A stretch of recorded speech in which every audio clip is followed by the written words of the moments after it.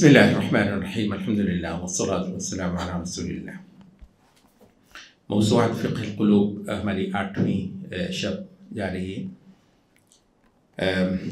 وہ ہمارا وہ چیپٹر پورا ہو گیا تھا، بیچ میں کچھ چیپٹر آئے ہیں لیکن فی الحال ہم ان کو اسکپ کر رہے ہیں۔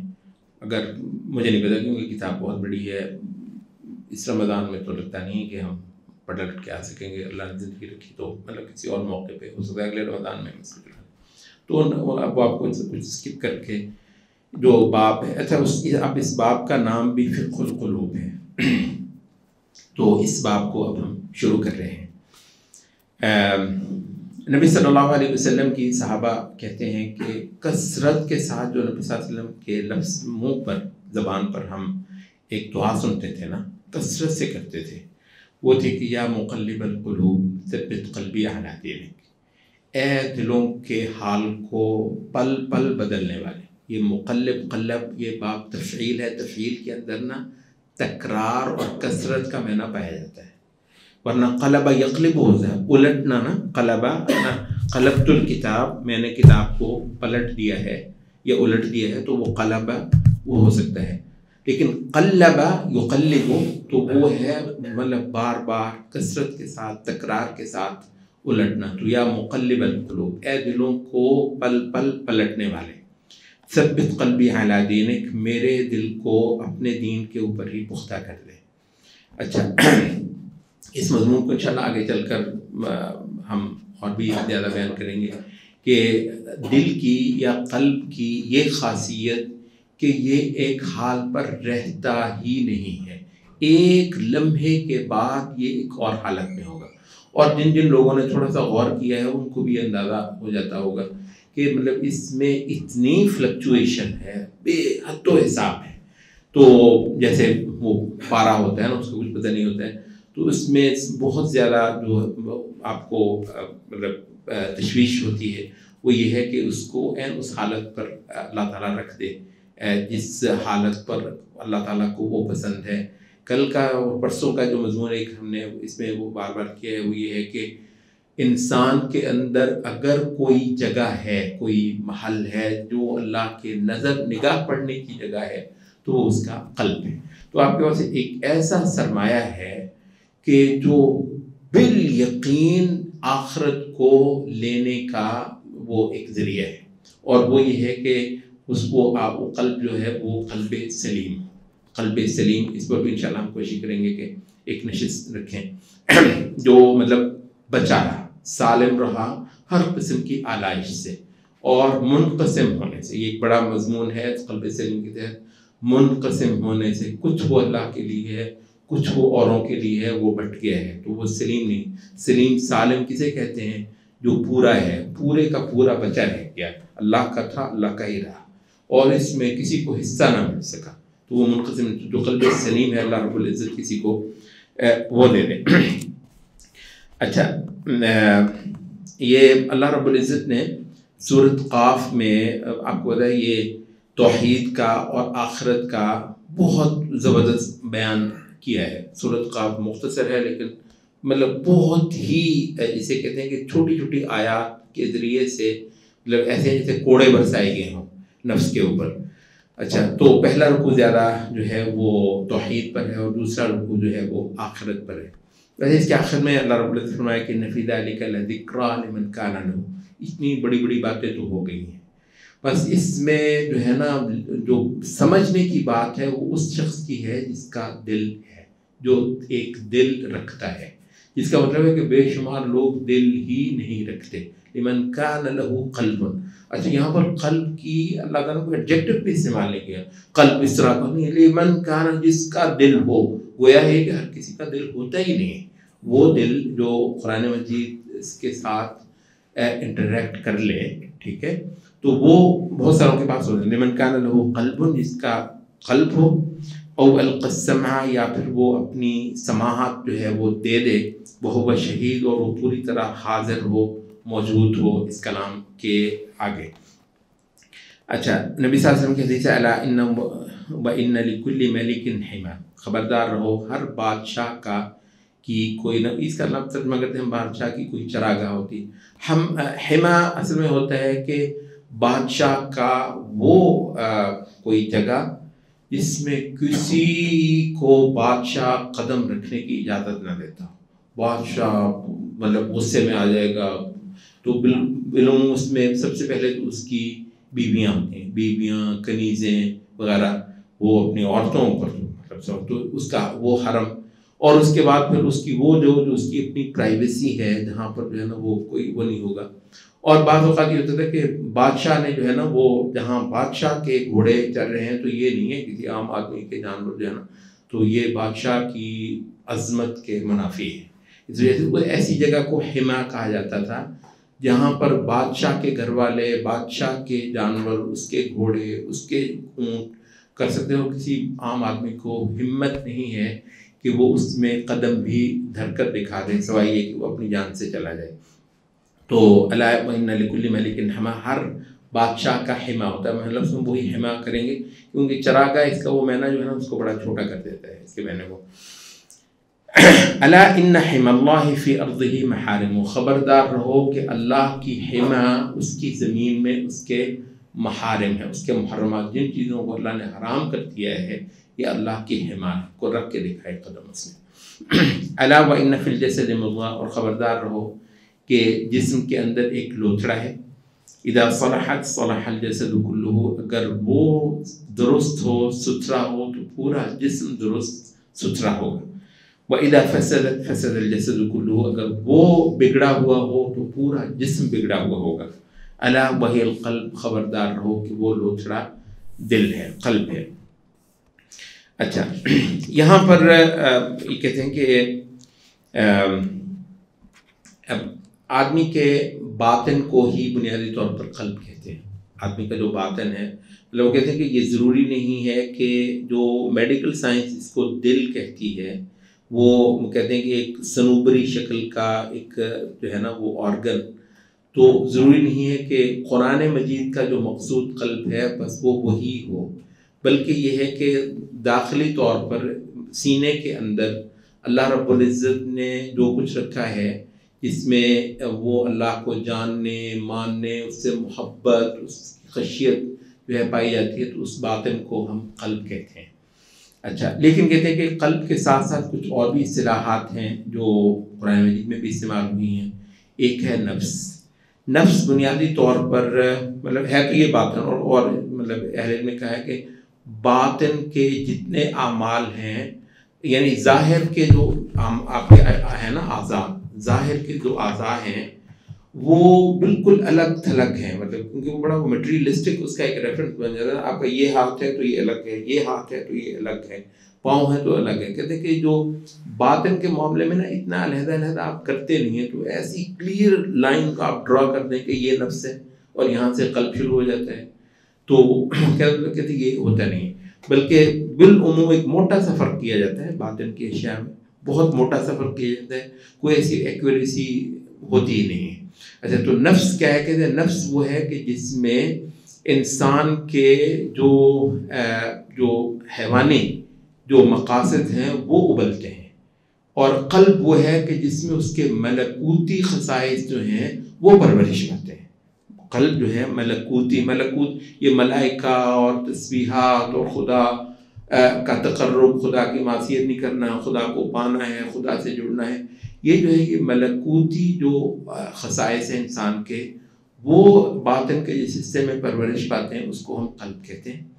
اور اس کے جو حیوانی بہیمی خصائص جو ہے نا وہ جب ابلتے اور زور مارتے ہیں تو اس کو ہم جو ہے وہ نفس کہتے ہیں. ہاں، یہ ایک الگ بات ہے کہ اس نفس کو جب سدھار لیا جائے، یہ قلب کے بالکل صحیح ماتحتی میں آ جائے تو یہ نفس اچھا بھی ہو جاتا ہے، ٹھیک ہے، اور اس صورت میں یہ نفس مطمئنہ بھی ہو جاتا ہے. ایسی آپ نے لگام ڈالی ہوئی ہے کہ بالکل اس کا مچ مار دیا آپ نے اور اس کو صحیح طریقے سے آپ نے حق کے تابع کر لیا ہے، تو یہ نفس مطمئنہ بھی بن جاتا ہے. اور کسی وقت یہ جو ہے نا وہ نفس لوامہ بھی بن جاتا ہے، جو پل پل پر آپ کو جو ہے نا وہ ملامت کرتا ہے. اور لیکن اکثر اوقات یہ نفس امارہ ہی ہوتی ہے، کیونکہ اصل میں جو نفس کی تشخیص کی گئی ہے یوسف علیہ السلام کی زبان کہ ان النفس لامارۃ وما ابرئ نفسی، میں تو اپنے نفس کو، اپنے آپ کو جو ہے نا وہ بری نہیں ٹھہراتا کہ میں تو بالکل ہی ٹھیک ہوں اور میں گناہ کبھی کر ہی نہیں سکتا، میں بھی انسان ہوں۔ ان النفس لامارۃ بالسوء، نفس تو ہوتی ہی برائی، پل امارہ، آمرہ جو حکم دیتی ہو، امارہ جو بہت زیادہ کثرت سے بار بار حکم دیتی ہو، تو نفس تو لگا ہی رہتا ہے کہ آپ کو برائی کا حکم کرے۔ اچھا، تو اس وجہ سے مطلب تو اچھا جو قلب ہے، قلب بھی جب وہ کہتے ہیں کہ مطلب وہ اپنے کام چھوڑ دے تو وہ نفس کے ماتحتی میں آ جاتا ہے۔ کسی وقت قلب جو ہے، کسی وقت نفس کو آپ قلب کے تابع کر لیتے ہیں محنت کر کے، اور کسی وقت محنت نہ کرنے کے نتیجے میں قلب آپ کا نفس کے تابع ہو جاتا ہے، دوسری وجہ سے وہ قلب جو ہے وہ خراب بھی ہوتا ہے، وہ گندا بھی ہوتا ہے۔ طویل مثال میں فرمایا کہ اذا فسدت فسد الجسد کلہ، تو وہ فاسد بھی ہو جاتا ہے۔ اچھا، کہتے ہیں کہ نفس کے اندر 4 شوائب پائیں، شوائب شائبہ کہتے ہیں اردو میں، بولے کہ اس میں ایک شائبہ تھا۔ شائبہ کا مطلب جو مطلب کوئی نا خالص پن، اور جس چیز کو مطلب آپ پسند نہیں کرتے، ایسی چیزیں جو گھس آتی ہیں تو ان کو شوائب کہتے ہیں۔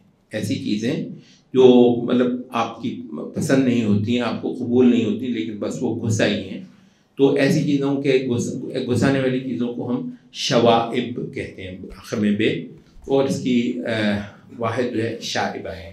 کہتے ہیں کہ قلب کے اندر نفس کے اندر 4 شوائب جو ہیں وہ بیان ہیں۔ آج اسی بات کو انشاءاللہ پورا کر کے ہم پھر آگے چلیں گے۔ 4 شوائب کیا ہیں؟ پہلا کہتے ہیں کہ اس کو ہم کہتے ہیں صفہ سبعیہ۔ سبع جو ہے وما اکل السبع، سبع کہتے ہیں درندے کو، درندگی کی صفت۔ نفس کے اندر ایک درندہ بیٹھا ہے، سوائے یہ کہ جو مطلب اس کو قابو کر لے۔ ختم تو خیر کیا ہی نہیں جاتا، جب تک زندگی ہے اس نے بدکار نے رہنا تو ہے، لیکن یہ ہے کہ ایسا آپ نے قابو کر لیا کہ اس کو بالکل آپ نے نہ ہونے کے برابر۔ تو پہلا جو ہے نا وہ یہ ہے کہ نفس کے اندر ایک درندہ ہے، تو صفہ سبعیہ، درندگی کی صفت۔ کہتے ہیں کہ یہ درندگی کی صفت جو ہے یہ اپنا سب سے بڑھ کر ظہور کرتی ہے غضب کی صورت میں۔ غصہ، غضب، قہر انسان کو آتا ہے، اور وہ بعض اوقات دوسرے کو ملیا میٹ کر کے، بالکل جیسے شیر یا چیتا یا یہ جو جتنے بھی درندے ہیں، یہ چیر پھاڑ کرنے، پورا چیر پھاڑ کرنے کے لیے آدمی کو اندر سے پتہ نہیں کیا کچھ چھوٹ رہا ہوتا ہے کہ میں بالکل اس کو ختم کر دوں۔ اور بسا اوقات اللہ رحم کرے بڑے بڑے قریبی انسان پہ، بڑا ویسے قریبی ہوگا، پتہ نہیں کیا دماغ پھر جاتا ہے، اور اس وقت آپ نہیں جانتے کہ میں کون ہوں اور یہ کون ہے، تو پورا درندہ ہوتا ہے، اور آپ اس کو جو ہے نا وہ صفحہ ہستی سے مٹا دینے کے لیے ہوتے ہیں۔ تو اس میں کہتے ہیں کہ جتنی دشمنیاں، عداوتیں، بغضاء اور نفرتیں، کدورتیں، یہ ساری کی ساری دراصل اس سے جڑی ہیں۔ اچھا، یہاں پر وہ میں نے کہا تھا نا کہ ایک مضمون ہے قتل سے متعلق، وہ ہم اس میں کریں گے، تو میرا خیال ہے کہ وہ ہم یہاں پر بیان کر دیں۔ ابن قیم نے بھی اور بھی کئی ساروں نے اس مضمون کو کئی جگہ پہ بیان کیا ہے۔ وہ کہتے ہیں کہ یہ اب ویسے تو ابھی ہم نے 10 بڑے احکام پڑھے ہیں نا، اچھا اس سے ہٹ کر ایک گناہوں کی سہگانہ تقسیم ہوئی ہے، سورۃ فرقان کے آخر میں بھی ہوئی ہے، اور 1-2 اور جگہ بھی، اور نبی صلی اللہ علیہ وسلم کی حدیث میں بھی ہے۔ گناہوں کی یا محرمات کی سہگانہ تقسیم وہ کیا ہے؟ والذین لا یدعون مع اللہ الہا آخر، جو کبھی اللہ کے علاوہ کسی اور خدا کو، الہ کو پکارتے نہیں ہیں، شرک ہو گیا ایک گناہ۔ اچھا، وہ کہتے ہیں کہ یہ رؤوس السیئات ہیں، ہم یہ اس کو انشاءاللہ کھولتے ہیں۔ اچھا، تو پہلا جو ہے نا وہ گناہوں کا پورا ایک مطلب آپ ایک کہہ لیجیے پورا ایک چیپٹر ہے، گناہوں کا پورا ایک جہان ہے، وہ اس کے تحت آگے ہے کہ والذین لا یدعون مع اللہ، کہ اللہ کے سوا کسی کو وہ پکارنے کے روادار نہیں۔ اور دوسرا کیا ہے؟ ولا یقتلون النفس التي حرم اللہ الا بالحق، اور وہ ایسی کسی نفس کی جان لینے کے روادار نہیں ہوتے جس کی اللہ نے حرمت رکھی ہوئی ہے، سوائے یہ کہ حق کے ساتھ عین ہوئی جو بات آج ہوئی۔ دوسرا ہو گیا قتل ہو گیا، اور تیسرا ولا یزنون، اور وہ زنا نہیں کرتے۔ اچھا وَمَن يَفْعَلْ ذَلِكَ يَلْقَىٰ أَثَامًا، پھر اس کے بعد اس پر وعیدیں جو ہے نا جو یہ کرے تو اس کا یہ حشر ہونے والا ہے. تو صرف گناہوں کی سہگانہ تقسیم کی. کون سے ہو گئے؟ شرک، قتل، زنا، 3 ہو گئے. اچھا ابن قیم کہتے ہیں کہ بظاہر یوں لگتا ہے کہ جو 3 گناہ بتائے بس ہی، مطلب کہتے نہیں ایسا نہیں. ان میں سے ہر جو گناہ بتایا ہے وہ دراصل پورے گناہوں کے پورے گروپ کا کلائمیکس ہے، تو وہ ریپرزنٹیٹیو ہو گیا ہے واقعی اس کا. تو وہ کیسے؟ کہتے ہیں کہ جو شرک ہے وہ بد عقیدگی کا، کہتے ہیں عقیدے کے جتنے گناہ انحرافات ہیں اگرچہ وہ شرک سے کم بھی ہوں اس سے ملحق ہوں گے، وہ اس کے ساتھ ملحق ہوں. تو کہتے ہیں جتنی بدعات ہیں، جتنی خرافات ہیں، جتنی بد اعتقادی ہے، جتنی ضعیف الاعتقادی ہے، یہ سپرسٹیشن پورا ہندو مت، اور ہندو مت کیا ماشاءاللہ ہمارے کیا کم ہے، سارا جو ہے نا وہ اسی سپرسٹیشن پہ اور اسی خرافات پہ اور توہم پرستی اور ضعیف الاعتقادی پہ جو ہے نا وہ کھڑی ہوئی ہے. تو کہتے ہیں کہ جتنے اعتقاد کے محرمات ہیں وہ سب ہیں شرک کے ساتھ ملحق ہے، اس کا کلائمیکس شرک ہوگا. تو کتنا بڑا ایک جہان ہو گیا گناہوں کا، وہ اس کے تحت ہے. کہتے ہیں کہ دوسرے جو قتل ہے، تو قتل جو ہے وہ غضب اور غصے سے متعلقہ جو گناہ ہیں ان کا کلائمیکس قتل ہے. اچھا قتل سے پہلے مار دھاڑ، گالی گلوچ، کسی کو وہ کرنا، آنکھیں دکھانا، مطلب بد زبانی کرنا وغیرہ، کہتے ہیں بڑا لمبا پورا ایک گروپ ہوگا گناہوں کا جس کا ریپرزنٹیٹیو قتل کو ذکر کیا گیا. تو گناہوں کا ایک بڑا چیپٹر جو ہے نا وہ ادھر آ گیا. اور تیسرا کہتے ہیں کہ زنا جو ہے وہ آخری صورت ہے بے حیائی کے، لچر پن کے، سارے کاموں کی آخری ترین صورت یہ ہے. اچھا اس سے پہلے جو بھی ہے، ننگا پن ہے، اوریانی ہے، کہتے سارے اس سے جو ہے نا وہ ملحق ہوگا. اب آپ کو اندازہ ہو گیا کہ گناہ کس طریقے سے یہ 3 مطلب اس میں آ ہی گئے ہیں سارے کے سارے. تو اچھا تو یہ جو ہے نا کہ کہتے ہیں کہ یہ جو غصہ ہے یہ گناہوں کی ایک بہت بڑا دفتر اس کے نیچے آ جاتا ہے. غصے کے ساتھ بھی. تو اس میں اللہ رب العزت سے ڈرنا اور اس کو جو ہے نا وہ اپنے اس درندے کو چھوٹنے نہ دینا، تو ایک مطلب یہ ہو گیا. دوسری جو شائبہ ہے وہ کہتے ہیں وہ ہے بہیمیت. بہیمہ کہتے ہیں مطلب جانور، حیوانیت. وہ درندگی اور ہے، وہ درندے وہ ہے نا مطلب جن کے چیر پھاڑ کرنے والے مطلب صلاحیتیں ہیں، اس کو ہم درندہ کہتے ہیں. عام حیوان کیا ہے؟ کہتے ہیں کہ اس کے اندر جو ہے یہ شہوت، یہ جو جنسی شہوت ہے، مطلب یہ مطلب کہتے ہیں کہ خالص حیوانی خاصیت ہے نا، خالص حیوانی خاصیت ہے. جیسے ہی بالغ ہوا اب اس کو جو ہے نا عورتوں اور لڑکیوں اور صبح و شام پیچھے بھاگا پھرتا ہے، سوچتا ہے سارا کچھ. اس کی انسانیت اس کو اوپر اٹھانا چاہتی تھی. تو اس سے متعلق جتنا جو ہے نا کہتے ہیں کہ اچھا پھر یہ ہے کہ جانور جو ہے وہ پیٹ، کہتے ہیں جانور کے حوالے سے 2 ہی خاصیتیں ہیں، البطن والفرج.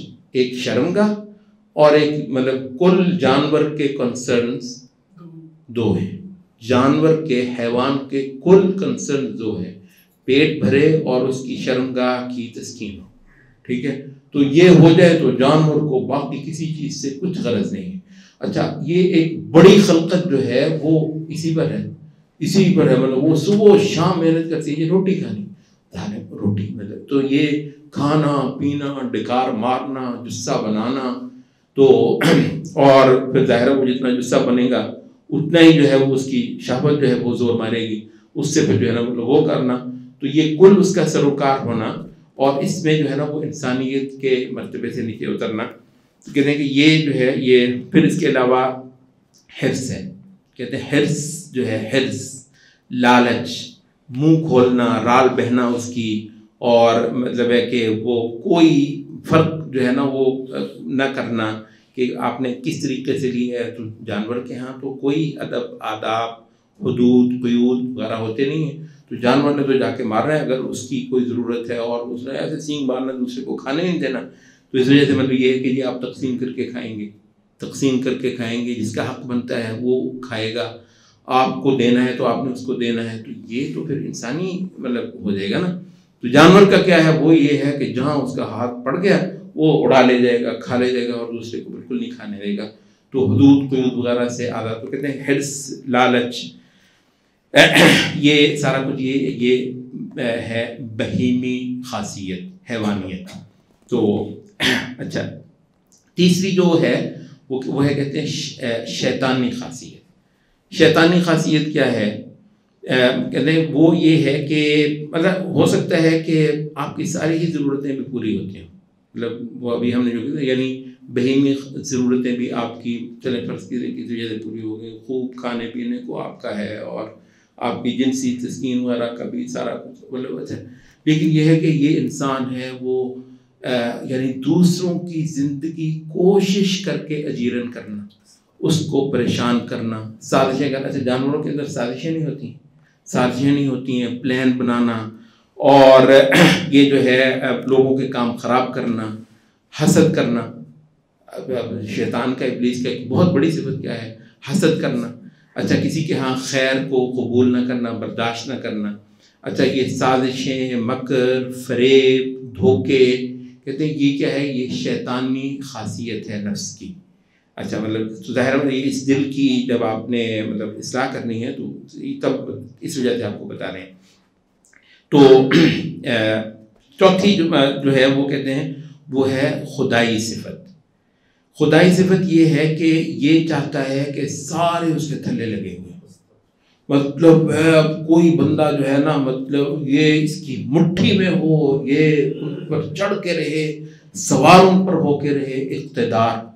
اقتدار لینا اور اختیار رکھنا اور ڈنڈا جو ہے اپنے ہاتھ میں رکھنا اور لوگوں کو اپنے ماتحت بنانا، بلکہ اپنے غلام، بلکہ اپنے عبادت گزار بنانے کی ایک ہوس انسان کے اندر ہے. ابن قیم کہتے ہیں کہ ہر انسان کے اندر ایک فرعون بیٹھا ہوا ہے، بس بہت کم انسان ہیں جن کا فرعون باہر آنے کی گنجائش پاتا ہے. وہ کہتا ہے نہیں تو اندر ہی رہے، گنجائش ہی نہیں، ورنہ اگر کہیں ہو تو وہ پھوٹ کے یوں نکل ہے. ہر انسان کے اندر کہتے ہیں ایک فرعون ہے. تو ایک خدائی جو ہے نا اور خدا ہونے کی ایک ہوس اور طلب، یہ بھی انسانوں کے اندر اللہ نے رکھی ان کی آزمائش کے لیے. یہ ہے نا وہ جو نبی صلی اللہ علیہ وسلم کا وَنَعُوذُ بِاللَّهِ مِن شُرُورِ أَنفُسِنَا. تو وہ دراصل یہ ہے کہ یہ تو پورا ایک جنگل ہے. نفس جو ہے پورا ایک نفس ہے، اس میں درندے چھوٹے ہوئے، اس میں حیوان چھوٹے ہوئے پڑے ہیں، اس کے اندر ابلیس شیطان چھوٹے ہوئے پڑے ہیں، اس کے اندر کئی سارے جھوٹے خدا فرعون پڑے ہوئے ہیں. یا خدا ایسا کچھ ہے، ان ساروں کو کنٹرول کرنا ہے تاکہ قلب جو ہے وہ اپنے صحیح فنکشن پر آ سکے. قلب اپنا کام کر ہی نہیں سکے گا اگر ان سارے جانوروں کو باندھا نہیں ہے.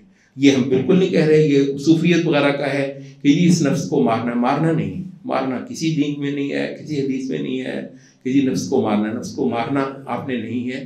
جو اتنا خوبصورت لفظ جو قرآن میں ہے وہ کہ ہے کہ وَنَفْسٍ وَمَا سَوَّاهَا فَعَلَمَهَا فُجُورَهَا وَتَقْوَاهَا قَدْ أَفْلَحَ مَنْ زَكَّاهَا. اس نفس کو مارنا نہیں ہے، اس کا تزکیہ کرنا ہے. کہ کتنی مطلب کیسے ڈیفائن ہو گئی ہے ہمارا نفس. تو ہم وہ صوفیت کا وہ نہیں ہے کہ جس نے اس نفس کو مارنا ہے. تو وہ مطلب آپ لوگ وہ کہتے ہیں کہ کھانا بھی کھانا ہے نا تو یہ کوشش کرنی ہے کہ اپنے نفس کو بتانا ہے کہ میں نے مزہ نہیں لینا. اب بیوی کے پاس بھی جانا ہے تو یہ کہنا میں نے تو بس ایک فرض پورا کیا ہے، نفس کو مزہ نہیں لینے دینا. پتہ نہیں کہاں دی ہوئی ہے جو اللہ نے جو جائز رکھے ہیں، کھانے کا مزہ، پینے کا مزہ. نبی صلی اللہ علیہ وسلم کہہ رہے ہیں کہ یا اللہ اپنی محبت مجھے اتنی زیادہ عزیز کروا دے کہ ٹھنڈے پانی سے بھی زیادہ. اس کا مطلب ٹھنڈے پانی میں کوئی لطف ہوتا ہے، نبی صلی اللہ علیہ وسلم لیتے ہیں لطف تو کھانے کا. تو اسے نفس کو مارنا نہیں ہے، نفس کی تہذیب کرنی، نفس کا تزکیہ کرنا ہے. تو یہ جو سارے جانور ہیں، کبھی ایسا نہیں ہوگا کہ یہ سارے جانور آپ قتل کر دیں. تو اس سے پہلے آپ خود میرا خیال ہے جان سے چلے جائیں گے تو یا سائیکیٹرسٹ کے پاس چلے جائیں گے. تو یہ ہے کہ ان سارے جانوروں کو باندھ کر رکھنا ہے تو تاکہ قلب جو ہے اپنا عمل کرے. سبحان اللہ.